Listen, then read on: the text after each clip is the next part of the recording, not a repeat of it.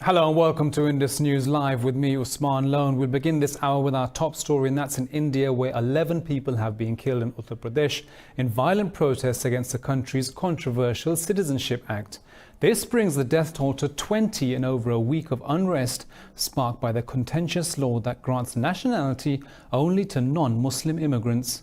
The Indian government has shut down the internet in Delhi, Lucknow, Kanpur, Meerut and 18 other cities of Uttar Pradesh.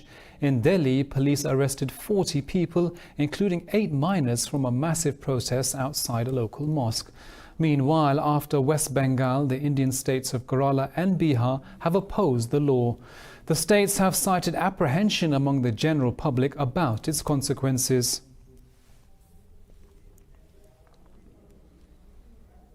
Well, India has put curbs on news media, stopping it from covering protests against the citizenship law. In a notice, the government has issued an advisory for channels to follow while covering demonstrations. The Information Ministry has ordered media outlets to stop all content which will hurt the country's integrity. The notice said channels must not show anti-national content instigating violence. It also said channels must not air videos and content which will negatively affect the country's morale. Well, Pakistan's Prime Minister Imran Khan has stepped in and says India is becoming a Hindu supremacist state under the Narendra Modi government. In a series of tweets, Mr. Khan said protests against the citizenship law are becoming a mass movement. He said Indian-occupied Kashmir is still under siege and bloodshed is expected in the region when the curbs are eventually lifted. Khan warned India may resort to a false flag operation to divert the world's attention from its own domestic chaos. The Prime Minister said in case of any operation, Pakistan will give a befitting response to India. Earlier, Indian Army Chief Bipin Rawat warned the situation at the line of control could escalate at any time.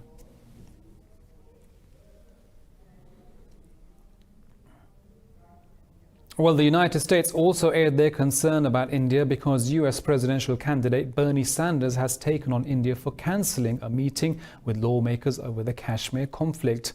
Earlier, Indian Foreign Minister Subramanyam Jaishankar refused to meet them over the inclusion of Pramila Jayapal. Sanders said he supports Senator Jayapal for being outspoken about the unacceptable crackdown on Kashmiris and Muslims. US Senator Kamala Harris has also criticized India, saying it's wrong for any foreign government to dictate what members are allowed in their meetings. The occupied valley has been under a curfew and communications blackout now for the last 139 days.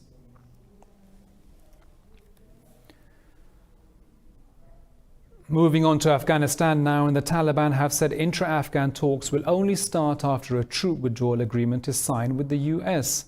Taliban spokesperson Sohail Shaheen said each Afghan party will take part in the intra-Afghan discussions. He said this has always been the fighters' position and has been passed on to the press several times. Last week, US Special Envoy Zalmay Khalilzad visited Kabul and shared details of the Doha peace process with the Afghan leadership. Talks between the Taliban and the US are currently on hold after the 11th December attack on the Bagram airbase. France's President Emmanuel Macron says 33 militants have been killed in an operation by French army in central Mali. Speaking to the French community in the Ivory Coast, Macron says 2 hostages held by militants in the city of Mopti were also released in the operation. France is the only Western country with a significant military presence waging counter-insurgency operations in Mali. Last month, 13 French soldiers lost their lives in a helicopter crash during an anti-terror operation there. The crash was the biggest single-day loss for the French military in nearly 4 decades.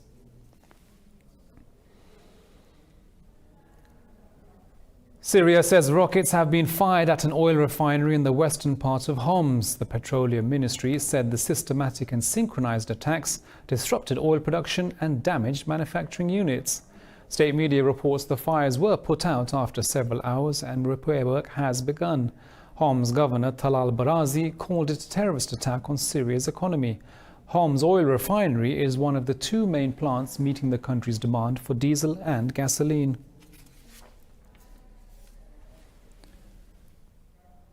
3 Kurdish militants have been killed in a Turkish operation in northern Iraq. In a statement, Turkey's defense ministry said the militants were targeted in an air-backed operation in the Zap and Sinat Haftanin regions. It said over 400 PKK terrorists have been killed in northern Iraq since August. The ministry said operations in the region would continue without slowing down. The PKK has been designated as a terrorist organization by Turkey, the US and the EU. Meanwhile, Turkey's parliament has approved a security and military cooperation deal with Libya's internationally recognized government. The two sides signed the deal in November. State media reports Parliament voted 269 to 125 in favor of the security accord. The agreement paves the way for Libya's government to receive military help from Ankara. Turkey's Vice President Fuat Oktay said Ankara and Tripoli are ready to evaluate possible troop deployment. Earlier on Thursday, Libya's Government of National Accord also ratified the deal. Well, Cyprus says it's in touch with 4 neighbouring countries to devise a strategy to counter the Turkey-Libya maritime border deal. President Nikos Anastasiades said the joint action plan with Egypt, Israel, Greece and Lebanon doesn't include a military operation. He said the diplomatic effort is aimed at negating the objectives of the deal between Ankara and Tripoli. The president said the pact has also been condemned by Arab nations and the EU. Turkey says its deal with Libya's UN-backed government gives it economic rights to a large swathe of the eastern Mediterranean. But Greece and Cyprus say the deal unlawfully cuts their own economic zones. In Lebanon, hundreds of people have taken to the streets of Beirut in overnight protests against the nomination of Hassan Diab as prime minister. Dozens of people were injured when security forces fired tear gas to disperse anti-government demonstrators. Earlier on Thursday, President Michel Aoun asked the Hezbollah-backed Diab to form a new government after parliamentary consultations. Demonstrators say Diab is part of the same political system against which they've been rallying against. Protesters clashed with security forces when they tried to open blocked roads to traffic in the Corniche al-Mazra area of Beirut. Lebanon has faced weeks of anti-government protests fueled by anger at corruption among politicians. The demonstrators say they want the entire ruling class out of politics. Japan has briefed Iran on Tokyo's plan to send a naval force to the Middle East to protect its vessels from rising regional tensions. Japanese Prime Minister Shinzo Abe and Iranian President Hassan Rouhani discussed Tokyo's intention to contribute to navigational safety. Abe told Rouhani Tokyo is concerned by tensions running high in the Middle East. Rouhani appreciated Japan's efforts to make its initiative transparent. The planned Japanese operation is set to cover high seas in the Gulf of Oman, the Northern Arabian Sea and the Gulf of Aden. Meanwhile, Iran's foreign ministry said Rouhani slammed Washington's sanctions against Tehran, but indicated he wants to improve ties with Japan. Russia's foreign ministry says it will disregard US sanctions and go ahead with the implementing of the Russia-Germany natural gas pipeline. Earlier, US President Donald Trump approved curbs on companies involved in building the $11 billion underground energy project. In a statement, Russia's foreign ministry said it will continue to implement its economic projects regardless of anyone's sanctions. The European Union also rejected the curbs and said the bloc opposes sanctions against its companies conducting legitimate business. The European Commission is analysing the impact of the US sanctions. The curbs come a day after the EU brokered a deal between Russia and Ukraine on the transit of gas to Europe. Well, Russia says it no longer wishes to rejoin the Group of Seven because it has other priorities. Deputy Foreign Minister Sergei Ryabkov said the nature of the G7's activities raises many questions. Speaking at a seminar, Ryabkov said Moscow is not interested in any preconditions for returning to the group. He said the G20, BRICS and formats for Eurasian integration are addressing more important issues. Earlier in August, US Secretary of State Mike Pompeo said Washington will work to reinstate Russia into the intergovernmental body. Russia's membership was suspended after it annexed Crimea in 2014. Well, we'll be back with more news from around the world right after this break, so do stay with us.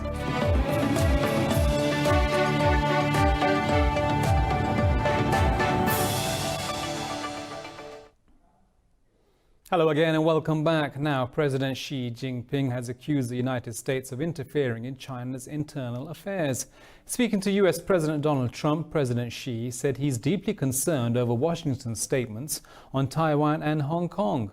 Chinese media quoted President Xi as saying states need to look for a political settlement for North Korea. His statement contradicts Trump's tweet, which said progress has been made on issues from the trade deal to North Korea. The two leaders spoke a week after their envoys sealed a Phase 1 agreement aimed at ending the 18-month trade war.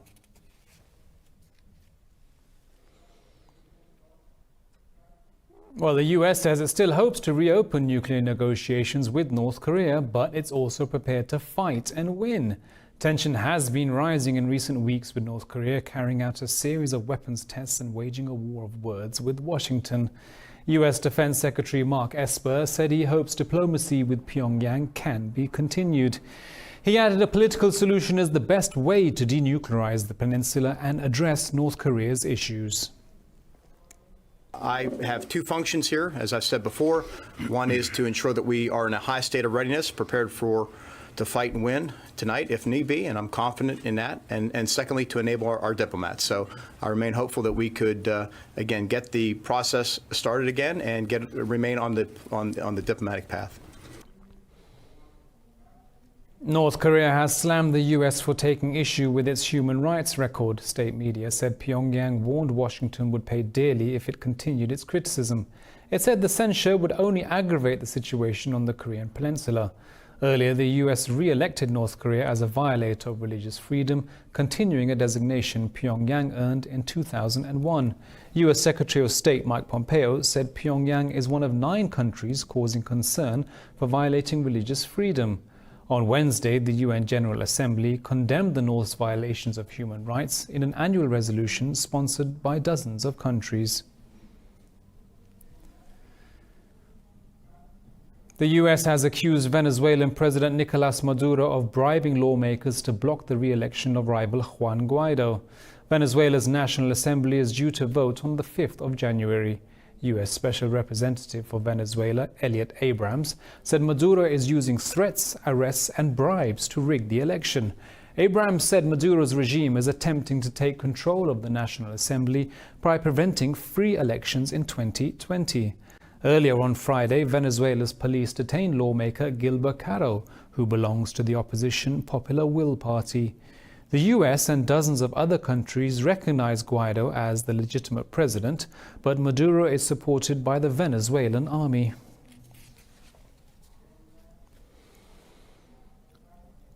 In other news, a scorching heat wave has intensified the bushfires ravaging Australia. Temperatures are expected to peak at 47 degrees Celsius in New South Wales and West Sydney.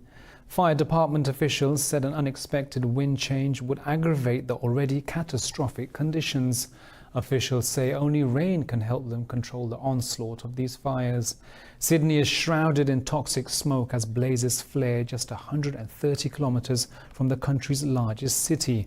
Fires have burned over 7 million hectares of land, killing 10 people and destroying over 800 homes. Well, in Newfoundland, Canada, businessmen are cashing in on icebergs as more and more ice giants from Greenland drift to the island. Some see it as a boon and others as a stark illustration of the accelerated melting of the Arctic. More about the melting ice in this report. Every summer in Newfoundland, Edward Keane goes hunting for icebergs. Keane and his crew collect ice blocks that have floated down thousands of miles from Greenland's glaciers, a sight that's becoming more common as temperatures rise. They're going to die in a couple, 3 weeks and naturally be gone back to nature anyway. So we're not hurting the environment. But this is no scientific mission.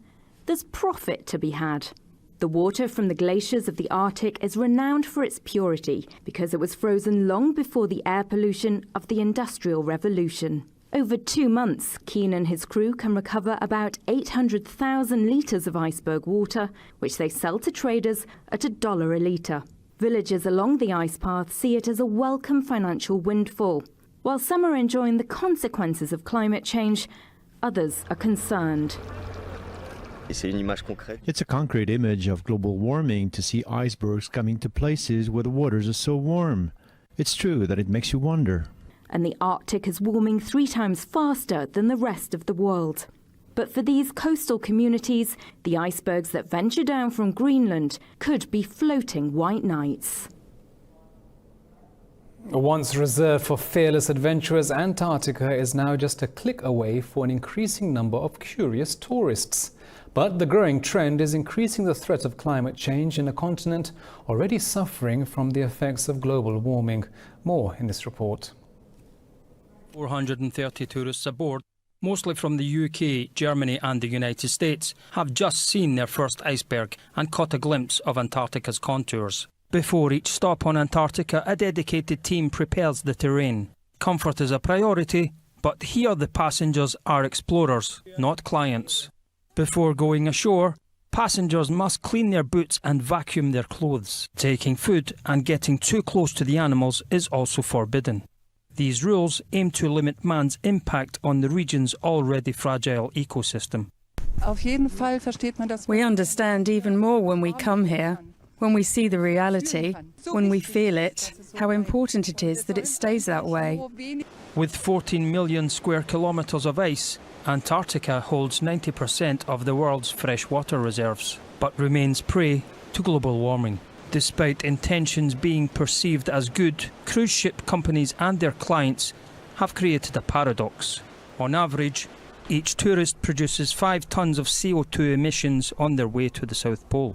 We do it because we want to see it, and we do it as responsibly as we can. But it's not going to stop us.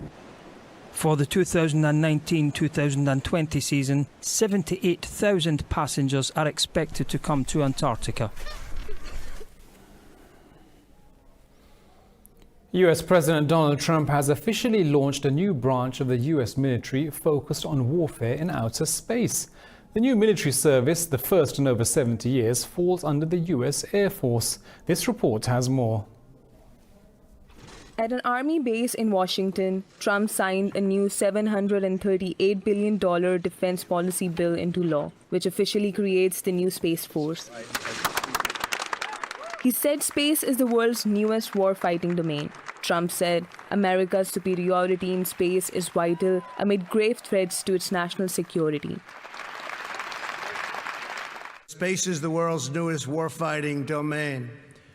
Amid grave threats to our national security, American superiority in space is absolutely vital. And we're leading, but we're not leading by enough, but very shortly we'll be leading by a lot. The Space Force will help us deter aggression and control the ultimate high ground. The launch of the Space Force will be funded by an initial $40 million for its first year.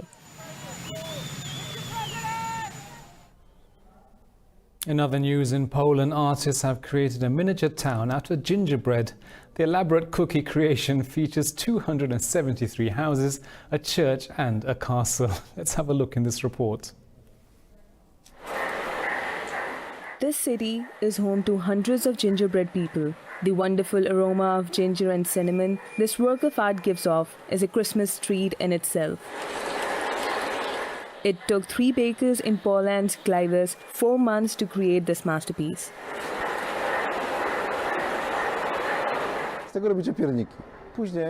Take 300 eggs, 66 pounds of sugar and 26 gallons of honey. Mix it all, add coloring and have 3 people sugar coat it. You'll get it done. The impressive castle is made of over 3,500 gingerbread bricks. The Gingerbread Wonderland is on display until 28th February.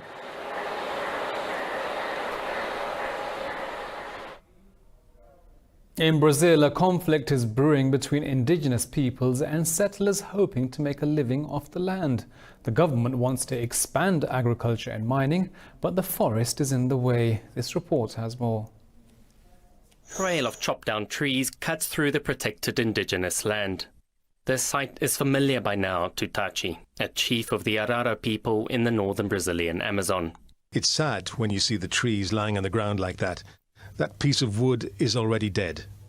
Criminals strike easily from the nearby Trans-Amazonian highway. But after President Jair Bolsonaro's election in October, the logging only picked up. Frustrated and defiant, Tachi and his warriors resort to extreme measures. Bit by bit, they eat the forest smaller, sometimes killing those who stand in their way. Leaders from the Arara and other tribes hit out at the invasions in a recent meeting with a senior cabinet minister. I am a chief. I will die if you kill my land, but I will fight for my people. Invaders feel emboldened by the new far-right president's talk, the leaders said. Bolsonaro spurns indigenous people's culture and a right to land they won after centuries of oppression. But his emissary, General Carlos Santos Cruz, said the government is not encouraging crime. That is absurd. The invasion of any land, the occupation of any area, indigenous or not, or private, is criminal. Deforestation levels reached a decade high in Brazil last year. But the forest protection is a life and death struggle, especially for activists. Brazil has one of the world's highest rates of murder in land conflicts. Well, we'll be back with the world of sports news right after this short break.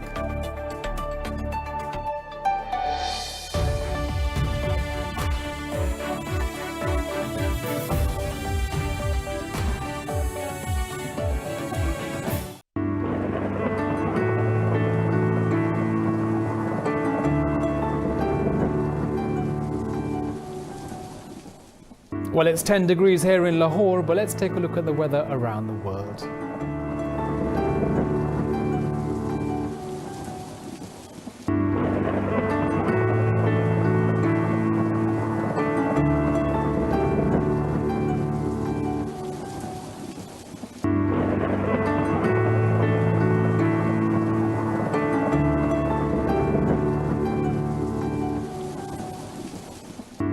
Well, that's all from me and the team here in Lahore. We'll be back at the top of the hour with the headlines. And don't forget, for the latest updates on all of our stories, you can follow us on social media at indus.news. Bye-bye.